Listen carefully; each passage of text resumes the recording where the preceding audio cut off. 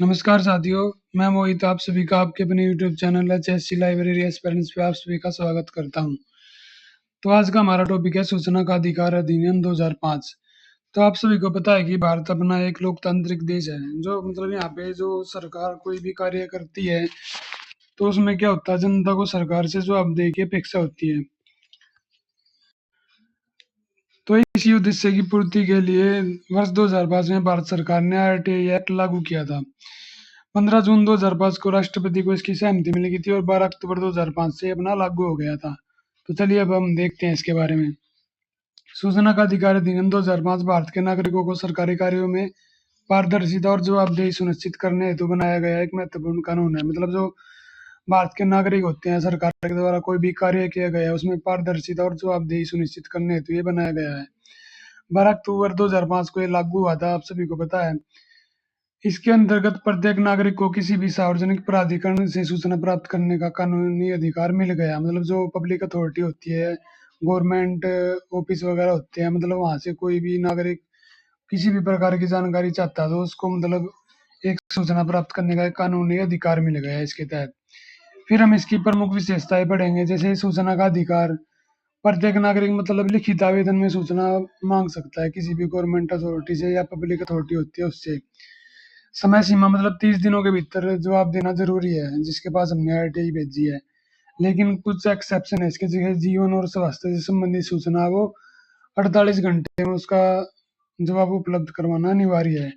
सूचना अधिकारी क्या होता है, मतलब प्रत्येक सरकारी विभाग में एक सार्वजनिक सूचना अधिकारी की नियुक्ति होती है, जो मतलब इसकी देख रेख करता है। मतलब आरटीआई आई है किस चीज की है वो। फिर हमारा अपील की व्यवस्था। अगर हम मान लिया हमने आरटीआई लगाई है, हम उसके जवाब से सुनिश्चित नहीं है, असंतोषजनक उत्तर मिला हमको, तो हम प्रथम और द्वितीय अपील लगा सकते हैं अपनी। अप्रदाय योग्य सूचना। राष्ट्रीय सुरक्षा, गोपनीय दस्तावेज, विदेश संबंध, न्यायालय से संबंधित विषय आदि सूचनाएं प्रदान नहीं की जाती। मतलब जो राष्ट्रीय के लिए बेनिफिशियरी नहीं होते हैं, राष्ट्रीय सुरक्षा को हानि पहुंचाने की सूचना होती है, उनका जवाब नहीं मांग सकते हम इस आरटीआई के तहत। फिर हम देखेंगे इसमें पुस्तकालयों में उपयोगिता, मतलब लाइब्रेरी में क्या इसकी यूज है। सूचना उपलब्ध करवाना। पुस्तकालय को नागरिकों को सही व विश्वसनीय सरकारी सूचना उपलब्ध कराने का साधन बनता है। मतलब जो पुस्तकालय होते हैं वे नागरिकों को सही और विश्वसनीय सरकारी सूचना उपलब्ध कराने का साधन बन जाते हैं इसके थ्रू। पारदर्शिता। पुस्तकालयों की कार्य प्रणाली व संसाधन उपयोग की पारदर्शिता आती है इस एक्ट के थ्रू। मतलब जो पुस्तकालय होते हैं अच्छी तरह से अपने कार्य करते हैं, संसाधन का उपयोग करते हैं। रिपॉजिटरी का निर्माण। पुस्तकालय आरटीआई से प्राप्त दस्तावेज और आदेशों को संग्रहित कर शोधार्थियों को उपलब्ध करा सकते हैं। मतलब पुस्तकालय आरटीआई के द्वारा कोई भी दस्तावेज या फिर कोई नई खोज हुई है उसका जवाब अपने पास मंगवा के फिर जो शोधार्थियों को चाहिए, जो मतलब जो रिसर्चर होते हैं उनको प्रोवाइड कर सकते हैं डाटा। सूचना साक्षरता। पुस्तकालय उपयोगकर्ता को सूचना मांगने व उपयोग करने का प्रशिक्षण देने का अवसर प्राप्त पाते हैं। मतलब जो पुस्तकालय होते हैं वे उपयोगकर्ता जो अपने यूजर होते हैं, कोई भी सूचना मांगते हैं तो उसका कैसे वे सूचना मांगनी है उसके बारे में प्रशिक्षण देते हैं। फिर हमारा लोक हितकारी सेवाएं। समाज के सामान्य वर्ग तक सूचना पहुंचाने में पुस्तकालय एक सेतु का कार्य करता है। मतलब लोक हितकारी सेवाएं में भी अपना ये योगदान देता है जो अपना आरटीआई एक्ट होता है।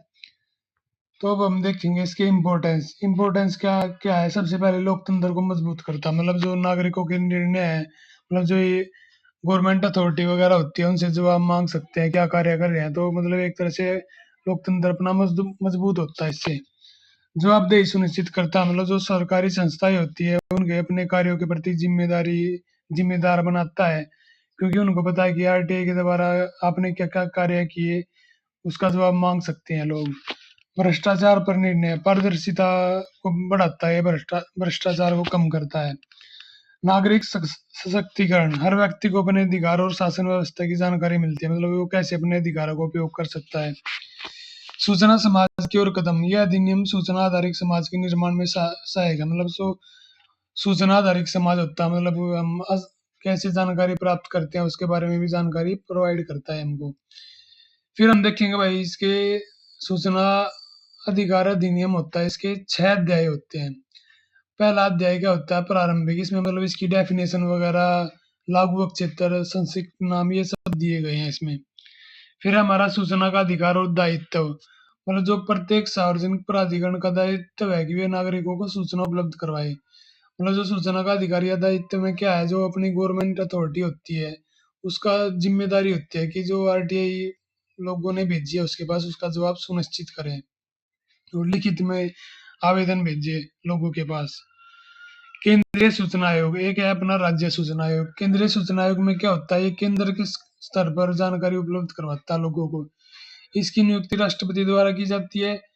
इसमें एक अपना मुख्य सूचना आयुक्त और 10 सूचना आयुक्त होते हैं, मतलब टोटल 11 होते हैं। और ऐसे ही अपना राज्य सूचना आयोग है, ये स्टेट लेवल पर इंफॉर्मेशन प्रोवाइड करवाता है।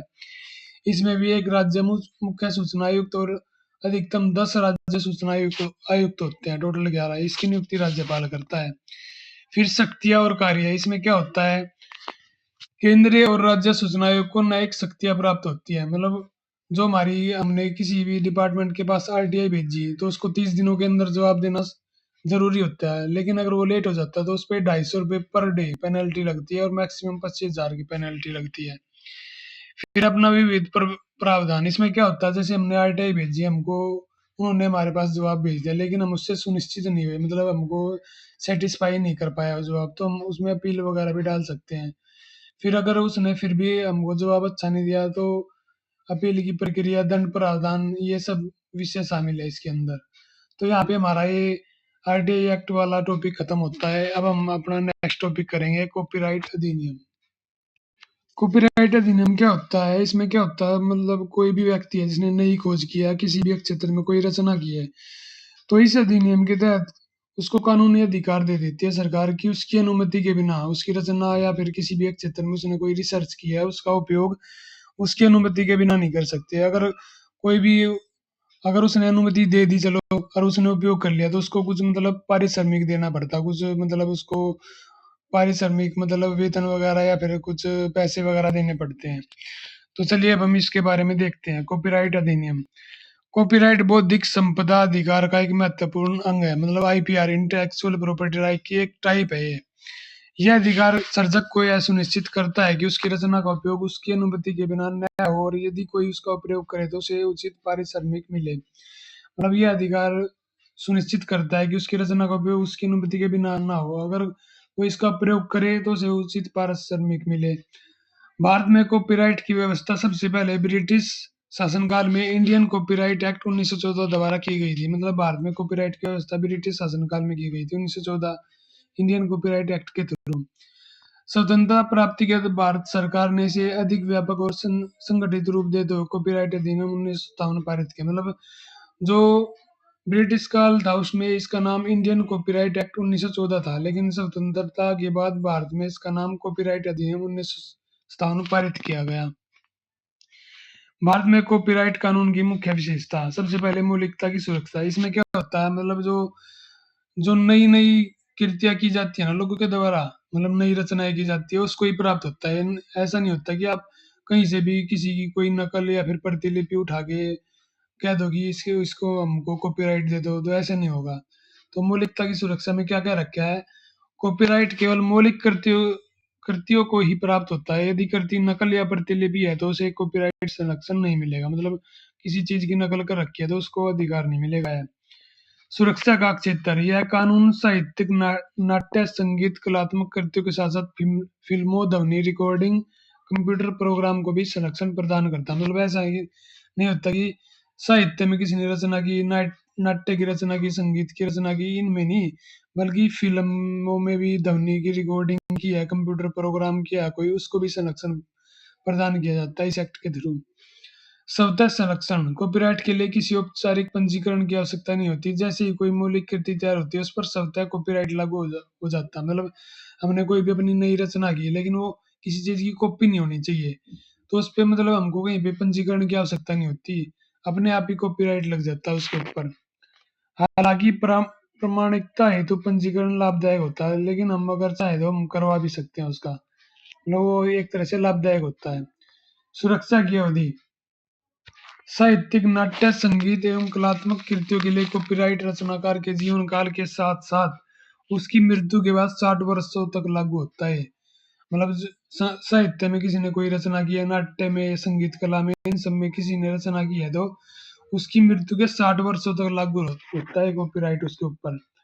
और जो अपनी फिल्म, ध्वनि रिकॉर्डिंग और फोटोग्राफ के मामले में यह अवधि प्रकाशन वर्ष से 60 वर्ष तक होती है। मतलब कोई भी हमने साहित्य, नाट्य या संगीत में कोई रचना की है, तो मृत्यु के 60 वर्षों बाद तक भी लागू रहता है। लेकिन जो हमने फिल्म, ध्वनि रिकॉर्डिंग और फोटोग्राफ के मामले में यह केवल जब हमने इसकी रचना की है उसके 60 वर्ष तक ही ये कॉपीराइट रहता है उसके ऊपर। फिर हमारा अधिकार का स्वरूप। कॉपीराइट धारक को अपनी कृति को पुनः प्रकाशित करने, अनुवाद करने, रूपांतरित करने, बेचना अथवा किसी भी रूप में प्रसारित करने का अधिकार है। मतलब कोई भी हमने रचना की है उसको हम अपनी तरीके से प्रकाशित कर सकते हैं, अनुवाद कर सकते हैं, रूपांतरित कर सकते हैं या बेच सकते हैं, वो हमारा अपना अधिकार होता है। निष्पक्ष प्रयोग का प्रावधान। कुछ परिस्थितियों में जैसे शिक्षा, शोध, आलोचना, समीक्षा व समाचारों में प्रयोग हेतु बिना अनुमति कॉपीराइट सामग्री का सीमित प्रयोग किया जा सकता है। मतलब बिना अनुमति के कुछ लिमिटेड यूज किया जा सकता है शिक्षा के क्षेत्र में, शोध के क्षेत्र में, इनमें। फिर हमारा अंतरराष्ट्रीय मान्यता।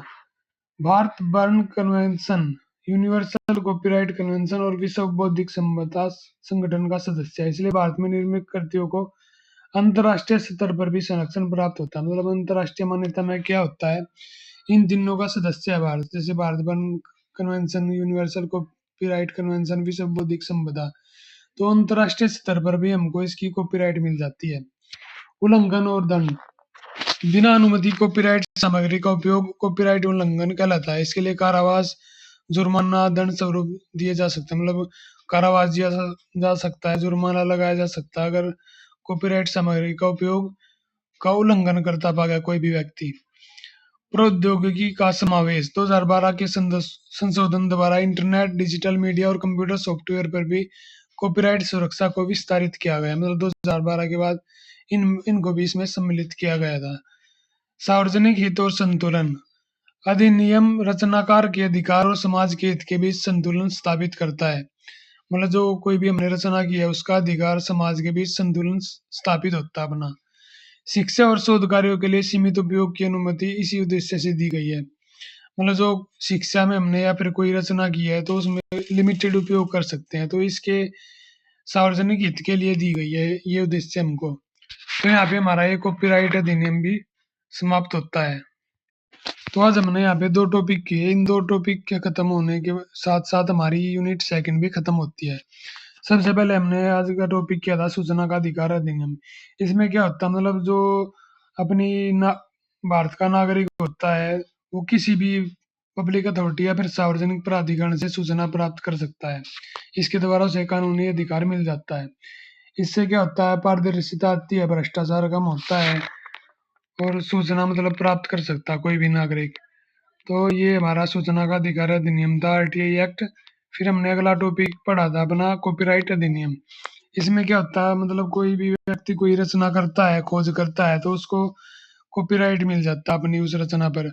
उसकी अनुमति के बिना मतलब वो कोई भी व्यक्ति उसका यूज नहीं कर सकता। अगर कोई व्यक्ति यूज करता है तो उसको उचित पारिश्रमिक देना पड़ेगा उसके लिए। इससे क्या होता है, अपना जो नई नई कृतियां होती है उनके ऊपर कॉपीराइट लग जाता है, कोई उनकी कॉपी नहीं कर सकता। अंतर्राष्ट्रीय स्तर पर भी कॉपीराइट लागू होता है क्योंकि 3 चीजों का संगठन था जो अपना भारत है।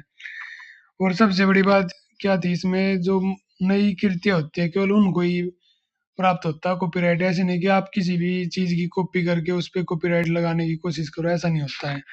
तो यहाँ पे हमारा ये 2 टॉपिक कवर किए हमने आज।